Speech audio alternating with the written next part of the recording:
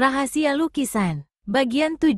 Di lain pihak, Wiro yang dikeroyok oleh Sokananta dan Tasbih Kumala serta 7 orang lainnya berkelebat cepat, bertahan dengan hebat, dan sekali-sekali lancarkan serangan balasan yang ganas. Meski dia telah merobohkan 2 orang anak murid perguruan Merapi, namun keadaannya tak bisa dikatakan di atas angin. Sokananta dan yang lain-lainnya bukan apa-apa. Tasbih Kumala lah yang tak bisa dianggap remeh. Setiap senjatanya berkelebat, satu gelombang angin yang laksana gunung beratnya menerpa pendekar 212. Dapat dibayangkan bagaimana jadinya kalau tubuh seseorang kena dilanda oleh tasbih sakti itu. 2 jeritan terdengar. 2 anak murid Manik Tunggul yang ikut mengeroyok Bogananta mandi darah dilanda pedang. Pada jurus ke-6 tadi dalam pertempuran 1 lawan 1, Manik Tunggul telah didesak hebat oleh Bogananta. Kedua anak buahnya turun membantu, dalam jurus ke-9 mereka kena dihantam Bogananta. Dan kini dalam jurus ke-10, kembali Manik Tunggul didesak hebat. Pada saat Wiro Sableng berhasil merobohkan lagi 2 orang pengeroyoknya, maka pada saat itu pula terdengar jeritan Manik Tunggul. Tubuhnya terhuyung-huyung ke belakang dengan kedua tangan memegangi dada yang robek besar di babat ujung pedang. Darah membanjir. Pada saat tubuhnya melingkar di tanah, detik itu pula nyawanya lepas. "Jahanam!" teriak pendekar 212. Dari mulutnya terdengar suara bentakan menggeledek. Tubuhnya melesat 6 tombak ke samping. Kapak naga geni 212 berkiblat memancarkan sinar putih dan menebar suara bergaung. "Ayah, awas!" teriak Sokananta. Bogananta memang sudah melihat datangnya sambaran senjata lawan. Dengan cepat, dia angsurkan pedang mustikanya ke depan untuk menangkis. Terang, terdengar suara senjata beradu. Pedang di tangan Bogananta patah dan mental. Dikejap itu pula terdengar lolongannya macam kerbau disembelih. Batang lehernya hampir putus terbabat mata kapak, tubuhnya roboh ke tanah. Wut! Satu sambaran angin mendera ke arah punggung pendekar 212. Wiro melompat ke muka dan balikkan badan, sekaligus kiblatkan kapak. Yang menyerangnya ternyata Tasbih Kumala. "Manusia-manusia keparat," kertak Wiro. "Satu nyawa Manik Tunggul harus dibayar dengan nyawa kalian semua." Dari mulut pendekar 212 kemudian terdengarlah kumandang suara siulan yang menggigitkan bulu roma. Jurus-jurus silatnya dengan serta-merta berubah total. 3 pekikan terdengar, menyusul kemudian 2 pekikan lagi. 5 korban terhampar di tanah. Kecutlah nyali Tasbih Kumala dan lebih-lebih Sokananta. Hanya mereka berdua kini yang masih hidup. Dan itu pun tak lama. 2 jurus di muka, si gemuk pendek Tasbih Kumala keluarkan seruan kesakitan. Lengan kanannya yang memegang tasbih terbabat buntung. Buntungan bersama tasbih mencelat ke udara. Kapak naga geni 212 berbalik dan keras. Terpisahlah kepala dan badan Tasbih Kumala. Lumerlah nyali Sokananta. Tanpa tunggu lebih lama, pemuda ini balikkan tubuh dan ambil langkah 1000. "Jahanam cacingan, kau mau minggat kemana? Tempatmu toh di neraka." Wiro gerakkan tangan kirinya, siap untuk lepaskan pukulan sinar matahari. Tapi dibatalkannya. Sebagai gantinya, dia lepaskan satu totokan jarak jauh yang ampuh. Tak ampun lagi, tubuh Sokananta yang lari kencang itu mendadak sontak menjadi kaku tegang. Pembalasan Permani. Permani meratap memeluki mayat ayahnya. Wiro telah melepaskan totokan gadis itu. Kegelapan malam, angin dingin yang mencucuki tulang-tulang sumsum, tebaran mayat di mana-mana, serta suara tangis Permani merupakan hal-hal yang tidak enak bagi Wiro Sableng. Setelah menunggu beberapa lamanya, Wiro kemudian berkata, "Tak ada gunanya tangis itu, Permani. Tak ada gunanya membuang-buang air mata lebih banyak. Kejadian begini sudah ditakdirkan menjadi nasibmu oleh Yang Kuasa. Masuklah ke dalam goa." Gadis itu sadar. Perlahan-lahan dia berdiri dan menyeka kedua matanya. Setindak dia hendak melangkah ke mulut goa, pandangannya membentur Sokananta yang tegak kaku akibat totokan Wiro. Maka menggemuruhlah amarah Permani. Dengan segera, dia mencabut sebilah keris yang tersisip di pinggang ayahnya dan berlari ke arah Sokananta seraya berteriak.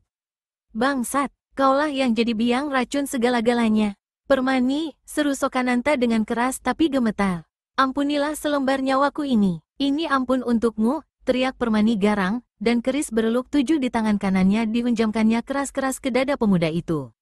Sekejap lagi ujung keris akan menembus dada Sokananta, sebuah tangan yang kuat mencekal lengan Permani.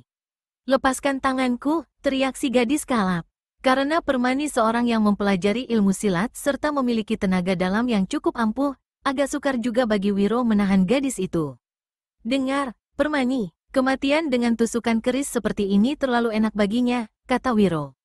Bangsat ini mesti diberi ganjaran yang setimpal. Gelora amarah Permani menyurut. Dua bola matanya memandang besar-besar ke arah Wiro. Dan dia kemudian maklum apa yang dikatakan Wiro adalah benar. Dilemparkannya keris di tangan kanan. Lalu dijambaknya rambut Sokananta dan diseretnya ke dalam goa. Dengan rantai-rantai besi yang dulu pernah mengikat Panulu, Permani membelenggu kedua tangan dan kaki Sokananta. Permani, kau mau bikin apa? Tanya Sokananta. Keringat dingin membasahi sekujur badannya. Gadis itu tak menjawab. Dia lari keluar goa. Sewaktu masuk lagi, di tangannya ada seutas akar gantung sepanjang 1,5 tombak. Permani putar-putarkan akar gantung itu di atas kepalanya.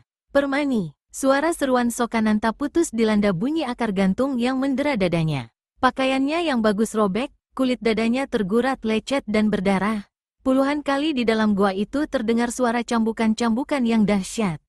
Sokananta telah lama pingsan. Parasnya hancur tak dapat dikenali lagi dan bergelimang darah. Pakaiannya robek-robek, sekujur kulit badannya pecah-pecah bermandi keringat dan darah. Lukisan dan rahasia ilmu silat.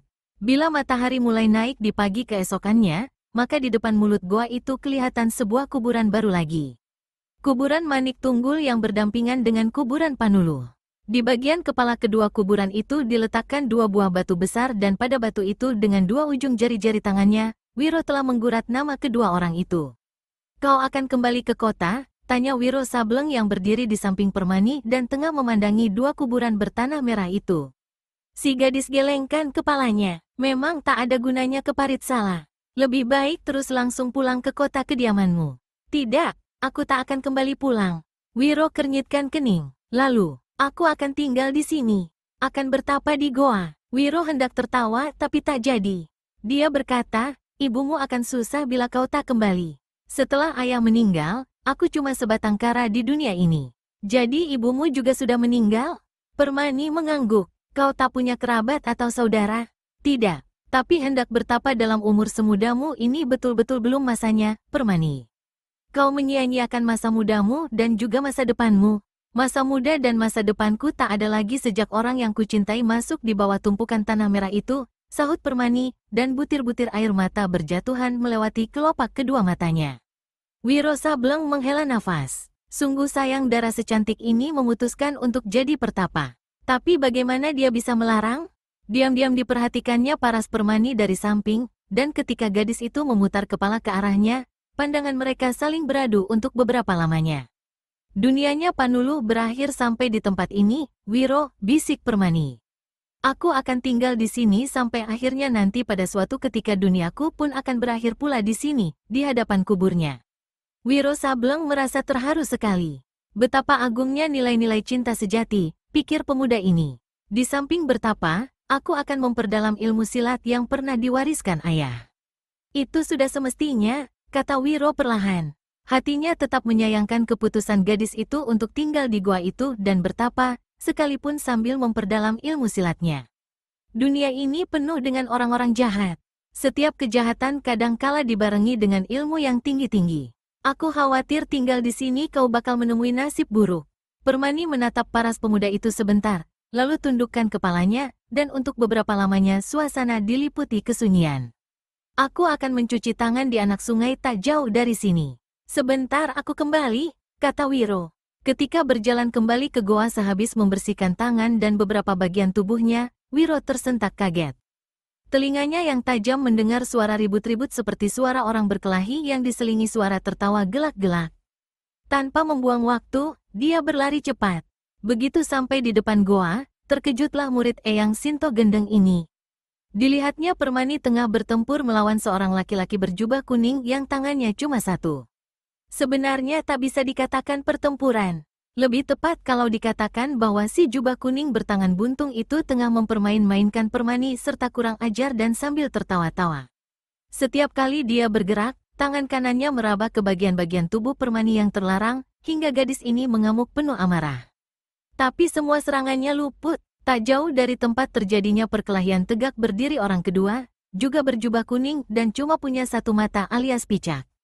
Dia menyaksikan perkelahian itu dengan gelak tawa gembira. Ayo Sumplung, robek saja pakaiannya, biar mataku yang cuma satu ini bisa lihat kebagusan tubuhnya. Ah, sudah lama mataku tak melihat tubuh telanjang.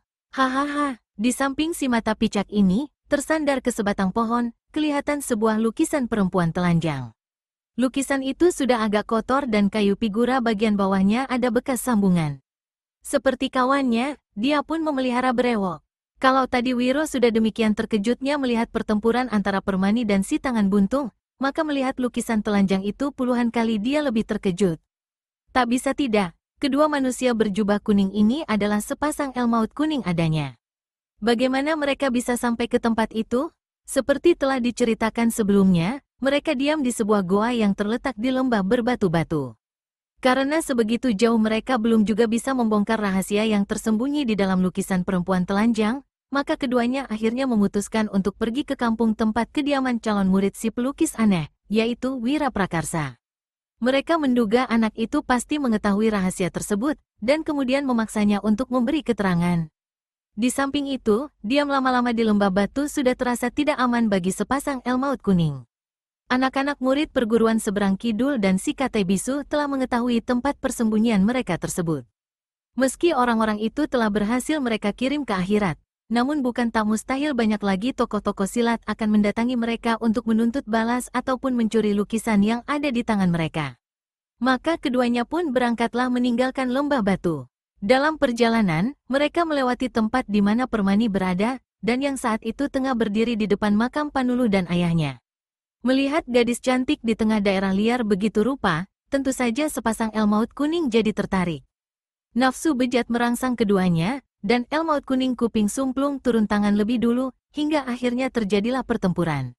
Sepasang Elmaut kuning bukan kepalang terkejut mereka sewaktu mendengar bentak memaki Wiro Sableng.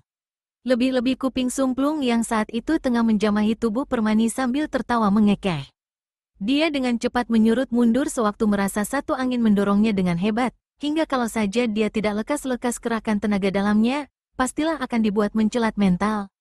Pemuda gondrong hina dina, bentak kuping sumplung. Siapa kau? Kau dan kambratmu yang bermata satu itu pastilah sepasang Elmaut kuning. Matamu cukup tajam untuk mengenali kami. Lekas terangkan siapa kau, dan apakah mau mencari mampus sengaja membuat kericuhan di sini? Wiro tertawa mengejek. Mataku bukan cuma cukup tajam mengenali tampang-tampang kalian, tapi juga mengetahui bahwa kalianlah bangsat-bangsatnya yang telah membunuh si pelukis aneh, lalu melarikan lukisan perempuan telanjang itu. Dan kini kau yang berkuping sumplung bertangan buntung berani bikin kurang ajar terhadap kawanku. Jadi kau adalah kawannya si cantik ini? Kalau begitu, biar kau kubikin mampus lebih dulu, agar kami berdua tak banyak rintangan untuk menikmati tubuhnya nanti. Elmaut kuning kuping sumplung tutup ucapannya dengan serangan tangan kanan yang hebat dan berkekuatan sepertiga tenaga dalamnya. Satu kali pukul, dia berharap akan dapat membuat pemuda itu menemui ajalnya, sekurang-kurangnya luka parah dan cacat seumur hidup.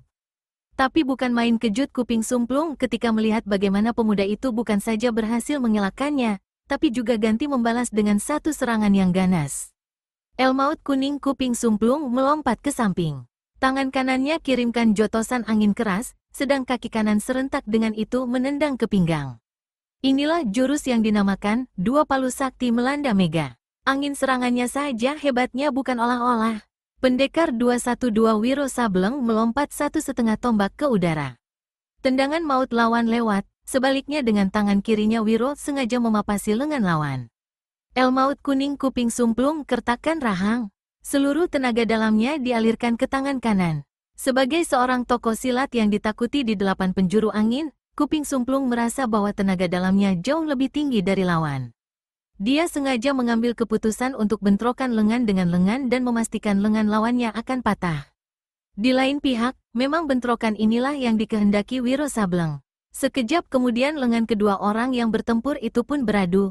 Wiro Sableng mengerenyit. Lengannya tergetar sakit. Kulitnya keriputan dengan serta-merta. Sebaliknya dari mulut Elmaut kuning kuping sumplung terdengar suara pekik setinggi langit. Dia melompat 2 tombak ke belakang. Lengannya yang beradu kelihatan terkulai bergoyang-goyang. Ternyata tulang lengannya telah patah. Untung daging lengan itu hanya sebagian saja yang hancur. kalau tidak pasti di saat itu juga lengan kanan Kuping Sumplung akan putus dua. Namun demikian, keadaan Kuping Sumplung adalah parah sekali. Tak mungkin baginya untuk meneruskan pertempuran. Bahkan mungkin lengannya itu tak bisa dipergunakan lagi untuk selama-lamanya. Dengan menggigit bibir menahan rasa sakit, Kuping Sumplung totok beberapa urat di pangkal bahunya. Rasa sakit pun hilang. Melihat kambratnya dibikin demikian rupa, marahlah Elmaut Kuning Mata Picak. Brewoknya meranggas kaku karena luapan amarah itu. Di samping marah, dia juga terkejut karena tidak menyangka bahwa pemuda bertampang tolol itu berkepandaian sedemikian tingginya. Dengan langkah-langkah besar, Mata Picak maju ke hadapan pendekar 212 Wiro Sableng. "Budak anjing hina dina," bentaknya, "aku tak begitu senang membunuh manusia yang aku tidak tahu siapa adanya. Lekas terangkan namamu." Wiro tertawa bergelak dan bertolak pinggang. "Bicaramu keren sekali, Mata Picak," sahut Wiro. Dia melirik pada Elmaut Kuning Kuping Sumplung yang duduk menjelepok di tanah sambil berusaha mengobati lengannya yang patah. "Namaku kau tak perlu tahu. Tapi apakah kau kenal dengan 3 buah angka ini?" Abis berkata begitu, Wiro pukulkan telapak tangan kanannya ke arah dada Mata Picak. Selarik angin menyambar panas. "Kurang ajar," maki Mata Picak seraya menyingkir ke samping. Dia terkejut ketika mendengar suara jeritan di belakangnya. Sewaktu berpaling, dilihatnya Kuping Sumplung yang menjelepok di tanah terjerongkang ke belakang, menggeletak di tanah tanpa bergerak lagi. Dan di keningnya yang saat itu menjadi hitam jelas kelihatan 3 buah angka putih 212. Tergetarlah hati Elmaut Kuning Mata Picak. Sejak hampir 1 tahun belakangan ini, dia telah mendengar tentang munculnya seorang pendekar yang berjuluk Pendekar Kapak Maut Naga Geni 212. Belasan tokoh silat golongan hitam menemui ajal di tangannya. Bahkan banyak pula partai-partai silat yang hancur diobrak-abrik Pendekar 212.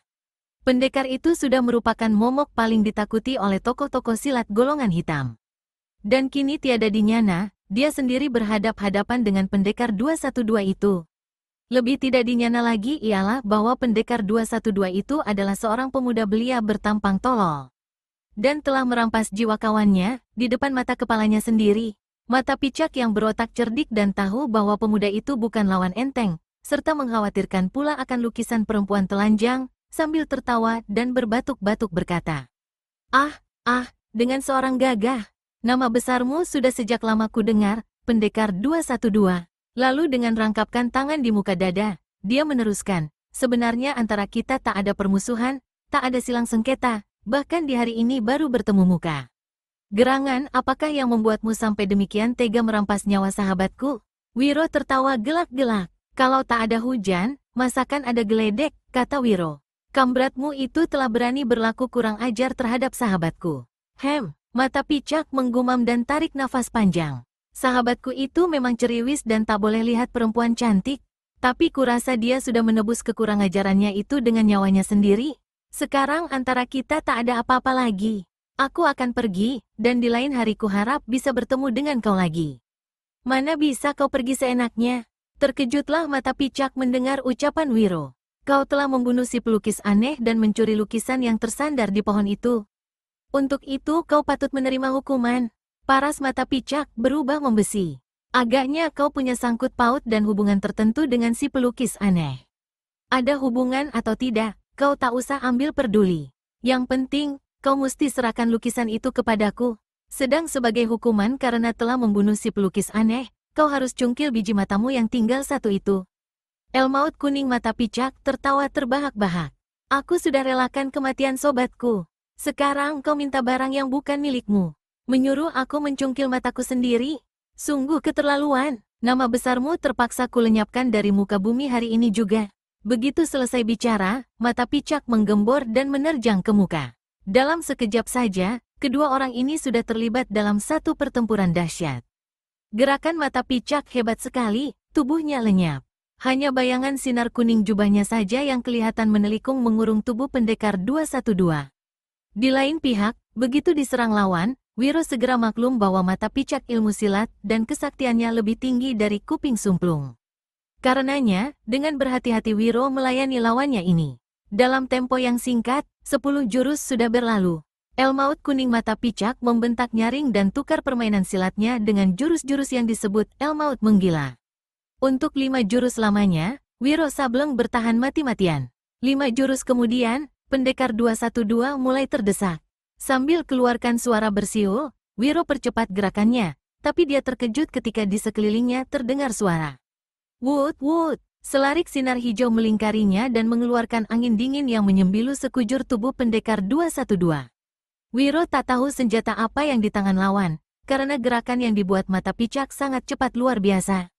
Dalam pada itu, detik demi detik kekuatan tubuhnya semakin mengendur, sedang setiap serangannya senantiasa terbendung oleh lingkaran sinar hijau. Brit! Wiro merasa dadanya laksana dipalu.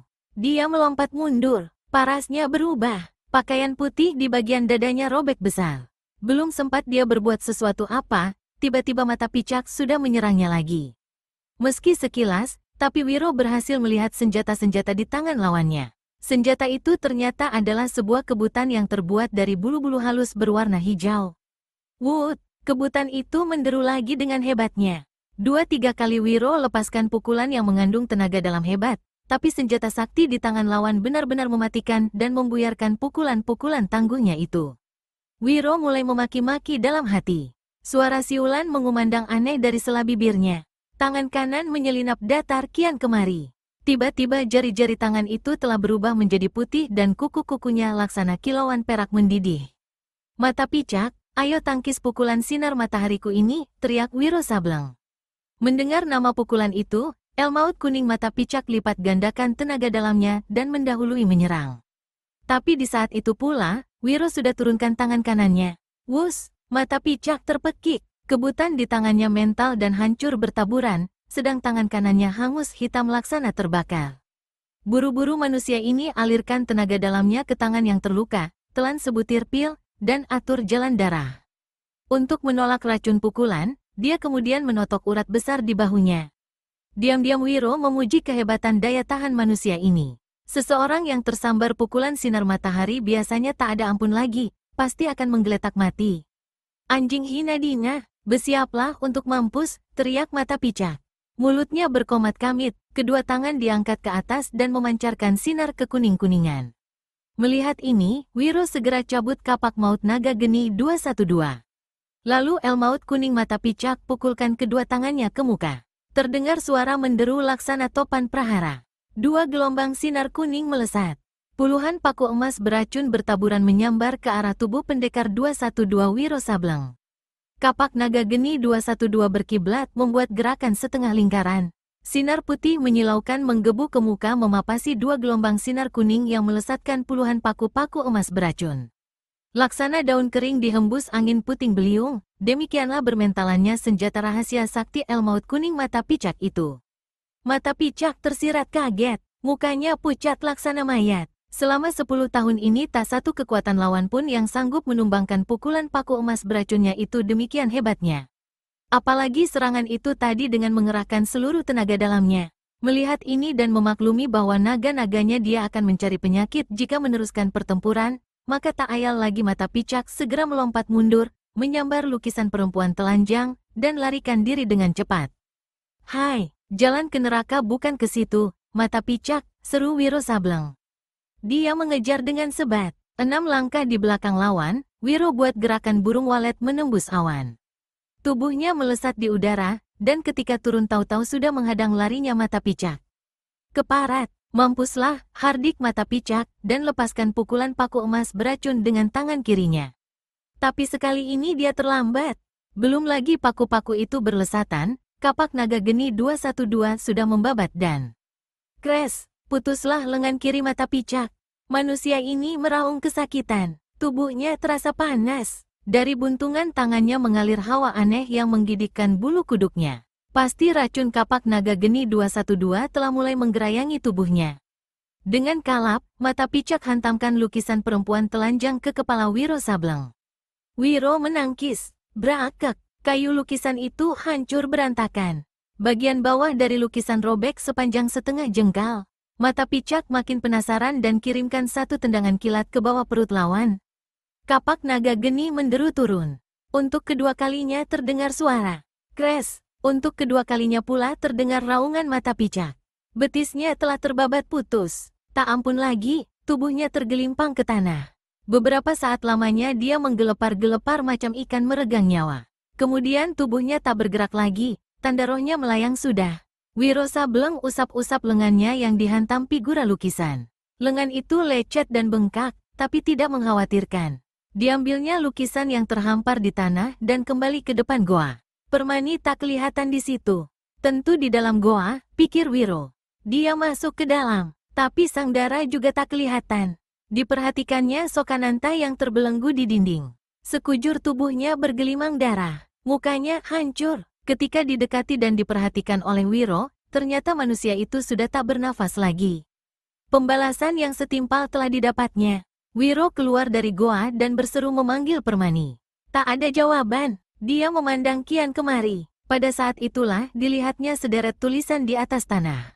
Wiro terkejut dan membacanya. Permani berjodoh untuk jadi muridku, pengganti Anggini. Sampai jumpa, Dewa Tua. Membaca tulisan di atas tanah itu, legalah hati Wiro Sableng. Dia bersyukur Dewa Tuak melakukan hal itu. Bukan saja Permani kelak bakal mendapat pelajaran ilmu silat dan ilmu kesaktian yang tinggi, tapi yang lebih penting bagi Wiro ialah bahwa gadis itu tak jadi meneruskan niatnya untuk hidup sebagai pertapa. Wiro mendongak ke langit. Matahari telah tinggi, hampir mencapai titik kulminasinya. Wiro kemudian memperhatikan lukisan di tangan kirinya. Kayu figuranya telah hancur bagian bawah. Wiro berpikir, apakah perlu dia memperbaiki kayu figura yang hancur itu dan menjahit bagian lukisan yang robek, kemudian baru membawanya ke tempat kediaman Wiraprakarsa, calon murid si pelukis aneh itu? Dia menimbang-nimbang. Lukisan itu selama 2 bulan belakangan ini telah diperebutkan oleh belasan tokoh silat dan beberapa buah partai serta perguruan. Membawanya secara terang-terangan pastilah akan mencari kesulitan karena lukisan diincar oleh hampir semua tokoh-tokoh silat, terutama mereka dari golongan hitam.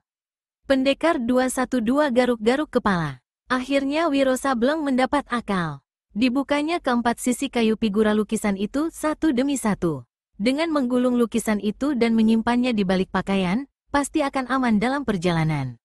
Ketika kayu figura sudah dilepaskan, ketika Wiro hendak menggulung lukisan itu, jari-jari tangannya merasakan kain lukisan itu bergeser-geser. Diperhatikannya dengan teliti. Ternyata di bawah kain lukisan perempuan telanjang itu, terdapat lagi sebuah kain lain yang putih bersih. Tentunya ini sebagai alas saja, pikir Wiro.